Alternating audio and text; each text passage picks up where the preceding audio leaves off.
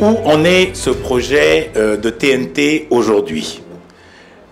Il faut savoir qu'en 2015, nous avons lancé dans un premier temps un pilote. Donc ce pilote était destiné à couvrir le Grand Abidjan, c'est-à-dire à peu près 25% de la population, et il était donc proposé à 1 millier de bêta-testeurs.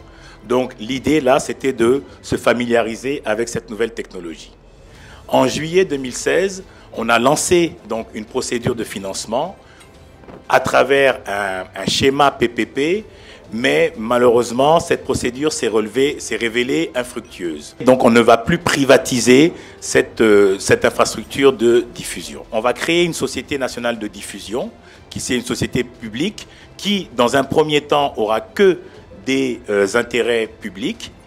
Et nous allons aussi sélectionner un intégrateur qui sera chargé du déploiement de ce réseau. En espérant que les choses se passent normalement, il est prévu qu'on puisse lancer donc cette TNT dans le Grand Abidjan en mars-avril 2018. Il faut savoir qu'entre chaque étape d'installation, les populations ont à peu près 6 mois pour s'équiper ou en équipement TNT Ready, TNT dans la norme DVB-T2, qui est la norme de diffusion en Côte d'Ivoire, et ou alors obtenir un décodeur qui va permettre à leur équipement traditionnel ou analogique de pouvoir lire les signaux en DVB-T2. La particularité de la Côte d'Ivoire, c'est que nous avons, en même temps que l'opération de numérisation, donc avec la TNT, nous avons mis en place la libéralisation donc, du secteur de l'audiovisuel. On a eu un premier appel d'offres qui avait pour objectif de recruter une dizaine de chaînes de télévision privées. Et finalement, donc, il y a eu la réception que de 7 candidatures. Et 4 opérateurs ont été sélectionnés parce que bon, l'État de Côte d'Ivoire fait bien attention de ne pas sélectionner tout le monde. Donc il fallait qu'il y ait des dossiers structurés avec des opérateurs qui présagent d'un certain sérieux et d'un certain professionnalisme. Donc le groupe Vaudou, le groupe Canal Horizon, la société Nostalgie à travers Sorano et Optimum Media sont les 4 opérateurs qui ont eu cette licence de télévision privée. Elles ont normalement un délai de 12 mois pour être opérationnelles.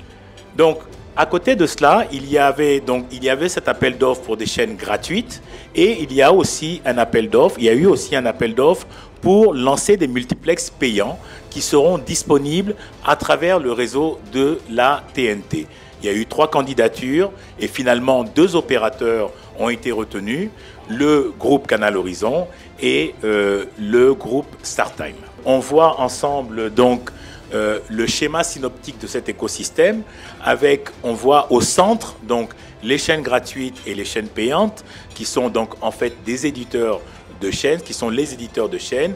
Ils ont des relations avec les téléspectateurs, avec les producteurs, avec les annonceurs, avec la société de diffusion et aussi avec le trésor public. Avec les téléspectateurs de Côte d'Ivoire payent une redevance donc à ces chaînes publiques. Ces téléspectateurs vont payer des abonnements aux chaînes payantes. Les producteurs vont être sollicités par des achats de programmes que nous espérons massifs. Les annonceurs vont donner à ces différents éditeurs de chaînes un certain nombre de budgets publicitaires. La société de diffusion, elle, va recevoir de ces éditeurs des droits de diffusion et tout ce petit monde va reverser au trésor public et ou à la ACA des redevances ou de la TVA et des impôts sur leurs différents résultats. La production audiovisuelle est l'un des principaux bénéficiaires de cet écosystème, d'autant plus que leur cahier des charges a signé une obligation, ils sont obligés de produire au moins 30% des programmes en national avec des opérateurs locaux.